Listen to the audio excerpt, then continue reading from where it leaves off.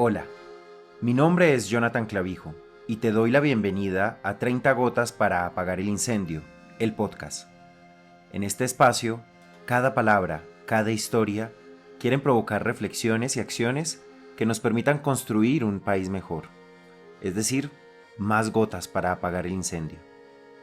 En esta primera temporada les compartiré algunos de los artículos de opinión que dieron vida a mi primer libro, del mismo nombre, 30 gotas para apagar el incendio, disponible en clavijoperiodista.com. Son textos nacidos en medio del conflicto y la esperanza, escritos entre los años 2015 y 2020, cuando Colombia construía el acuerdo de paz con las FARC. Cada episodio es una gota, breve, intensa y escrita desde la convicción de que la palabra también puede ser resistencia. Las columnas estarán acompañadas por una reflexión natural, sin preparación, contándoles algunas historias de este texto o las impresiones que me quedan luego de escucharlo con el pasar del tiempo. Así que bienvenidas y bienvenidos a el capítulo de hoy.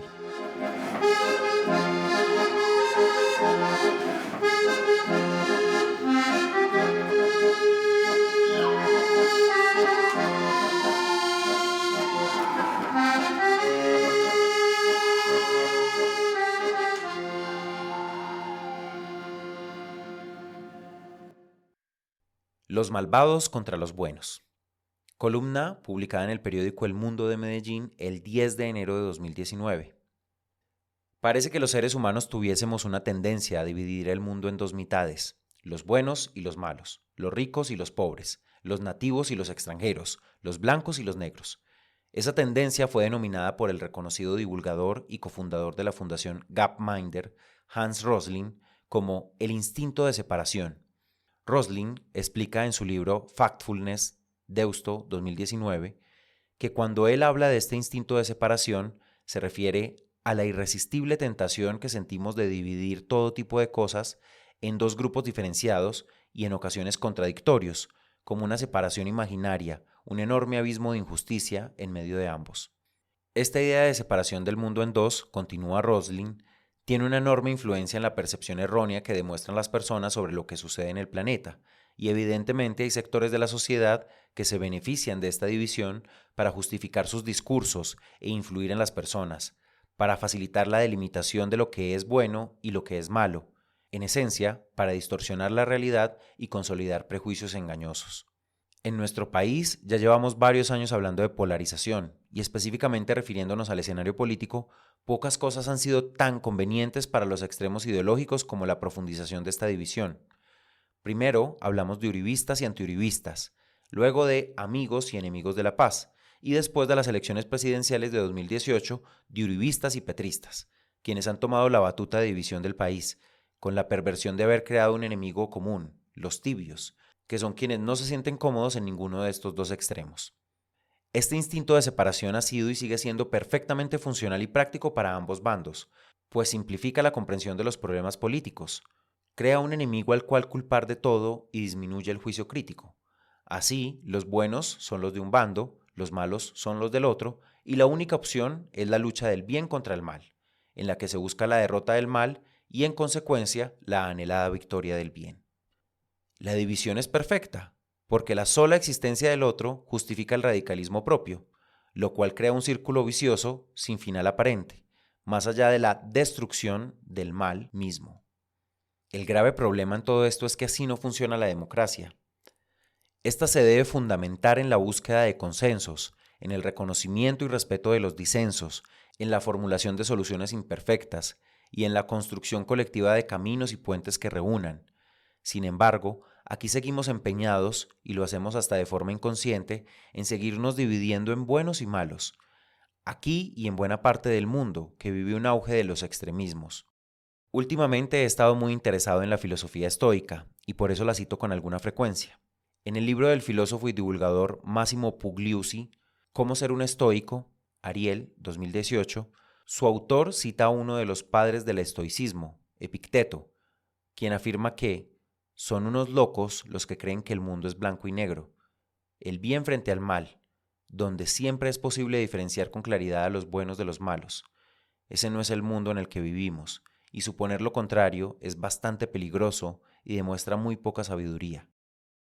Precisamente los estoicos creían que las personas no hacen el mal, sino que tienen puntos de vista equivocados sobre el mundo que a veces las conducen a realizar actos terribles. Si dejáramos de caer en el peligroso juego de los buenos y los malos, si dejáramos de dividir el mundo en dos, a lo mejor veríamos más matices, reconoceríamos lo bueno de cada postura y tendríamos más posibilidades de caminar en una misma dirección para construir un desarrollo, no solo más constante, sino también más incluyente, un proyecto común, superior a las diferencias. Empecemos por estas elecciones regionales que se aproximan, desconfiando de aquellos candidatos que nos quieran simplificar el mundo y dividirlo en dos bandos.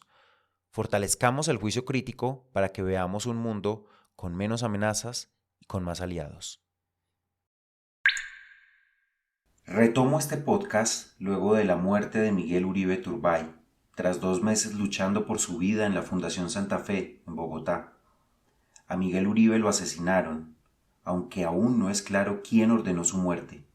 En nuestro país ya son 6 los aspirantes a la presidencia asesinados. Jorge Eliezer Gaitán, líder liberal en 1948. Jaime Pardo Leal, candidato de la Unión Patriótica en 1987. Luis Carlos Galán Sarmiento, candidato liberal independiente en 1989.